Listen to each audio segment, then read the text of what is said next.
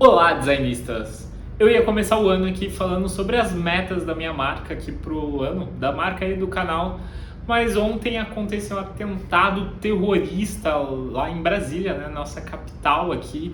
Tentaram dar um golpe, simular um golpe, o que tudo não passou de um atentado, porque não haveria força para dar um golpe de Estado aqui no Brasil nesse momento. E com esse atentado, muito se perdeu ali na arquitetura, no design e nas artes visuais. E por isso eu acho importante fazer esse vídeo e falar um pouco do que essas coisas que foram perdidas significam, qual é o símbolo que ela representa e o que representa destruir essas coisas. E aí a gente vai começar a entender por que isso é um atentado terrorista e por que isso é um golpismo barato. Bom, você com certeza já deve saber o que aconteceu ontem, mas eu vou dar o contexto aqui só para fazer sentido todo o vídeo.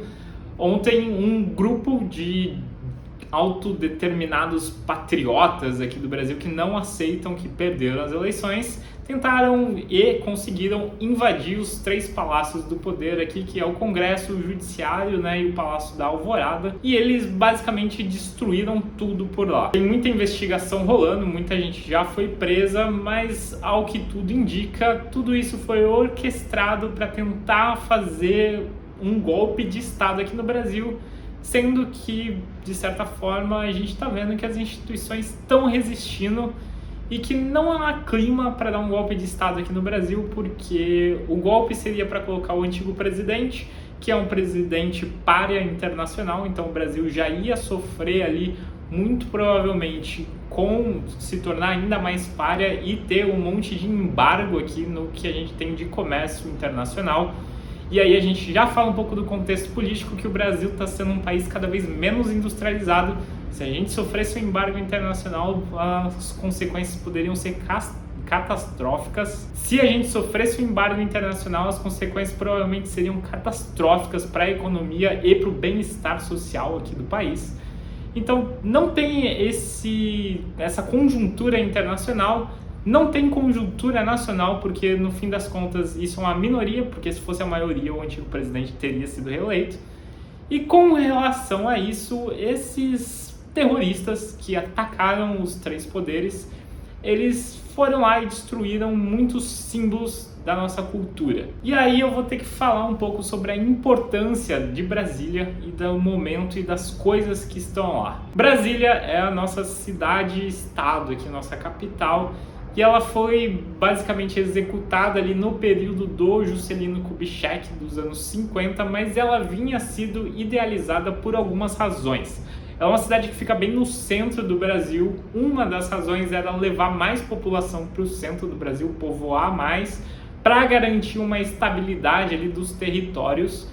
E também ela foi levada para o interior para dificultar 2 coisas. Primeiro, os ataques vindo de fora, caso acontecesse uma guerra e o Brasil se envolvesse nessa guerra, provavelmente todos os exércitos, ou grande parte dos exércitos, iam ter que fazer essa investida contra o país numa distância bem grande, porque Brasília está bem no meio do território e o nosso território é imenso. Então haveria tempo ali para a capital não ser tomada tão rapidamente.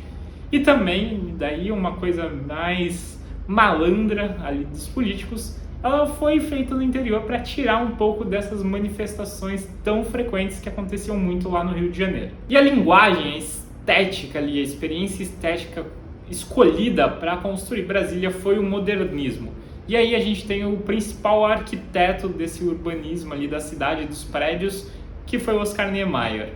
O Oscar Niemeyer é o nosso arquiteto mais importante, mais famoso, até porque ele conseguiu fazer uma cidade, não é uma coisa tão comum assim, e ele fez uma cidade nos anos 50, uma cidade planejada nos anos 50, que era uma coisa bem rara de acontecer. Isso deu para ele um patamar muito internacional ali, porque é uma obra muito grandiosa, e também pela linguagem que ele desenvolveu, porque ele fez o modernismo, que é uma coisa que surgiu ali nos anos 30 lá na Europa, e ele fez esse modernismo à brasileira. Ele trouxe as nossas características culturais para aqueles ideais modernos da sociedade moderna. E isso significa basicamente que com uma construção de Brasília, o Brasil estava se colocando para o mundo como um país moderno, um país que está ali no contemporâneo da época, nos avanços, no progresso, querendo trazer isso para a sua sociedade e para o mundo.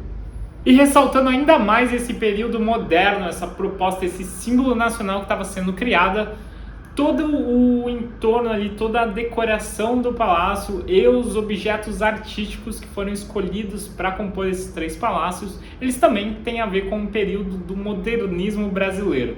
Então as pinturas lá dos anos 20 até os anos 50, dos períodos ali que criaram a linguagem moderna brasileira e começaram a colocar o Brasil ali no mapa da arte, principalmente da arte ali com relação à Europa, que era muito mais eurocêntrico nesse período, porque o centro de poder do mundo estava lá. O Brasil começou a aparecer com um modernismo nacional que fazia exatamente isso. Olhava para as vanguardas europeias e dava uma reinterpretação a partir da cultura local.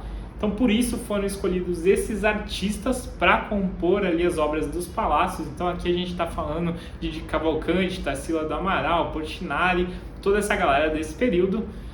E também ali nesse momento foi muito fomentado o modernismo no mobiliário brasileiro. Basicamente o design autoral brasileiro surge nesse período com o Niemeyer, com o Sérgio Rodrigues, com a Lina Bobardi, com o Geraldo de Barros.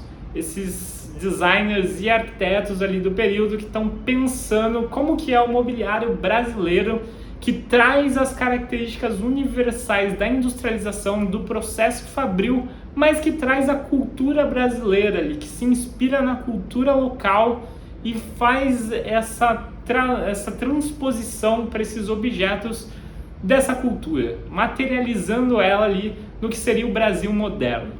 Então, se não ficou claro ainda, eu vou sintetizar aqui que esses 3 palácios, essa cidade e toda essa construção representa esse período do Brasil falando para o mundo que ele é um país progressista, que ele é um país moderno, que ele é um país que quer se industrializar, que quer ser poderoso nesse sentido.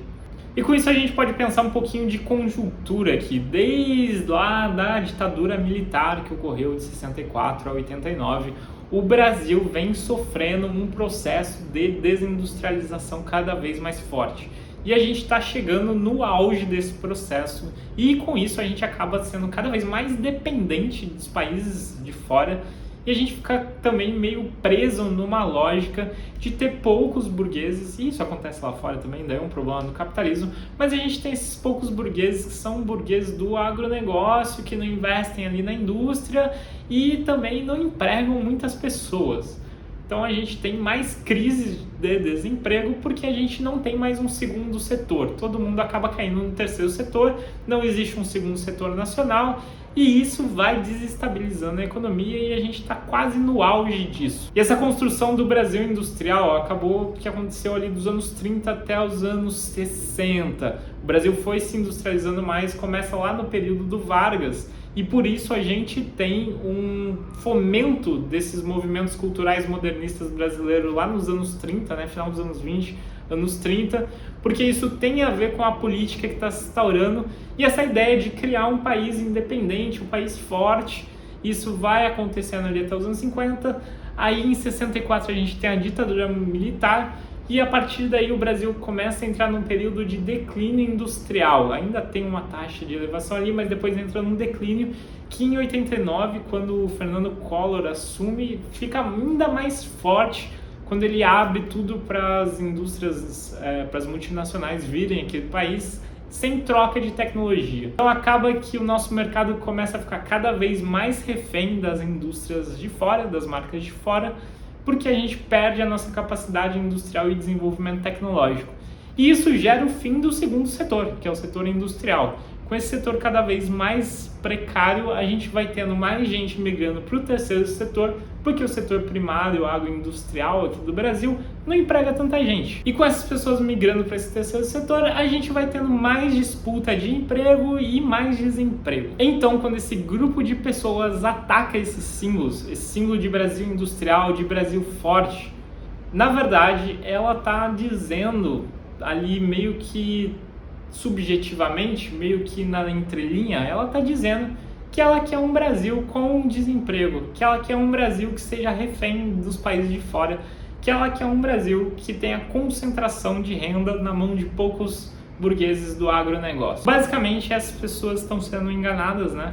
E algumas não, porque algumas estão enganando para outras serem enganadas, mas basicamente as pessoas estão sendo enganadas com uma ilusão de um período que nunca aconteceu, de um reinado brasileiro, de uma monarquia forte, ou de um período militar que foi forte. E tudo isso, se você olhar na materialidade histórica, não existiu dessa forma. O que aconteceu nesses períodos foi desemprego, repressão e concentração de renda. Então você aí que acredita no Brasil um pouco menos desigual, com pleno emprego, com um país industrial, com uma cultura forte, uma cultura pujante, que se coloca no mundo como um país importante e não com essa síndromezinha de vira-lata que a gente está tão acostumado a ver aqui, você sabe que lado você tem que ficar aí nessa história e no que está acontecendo nesse momento.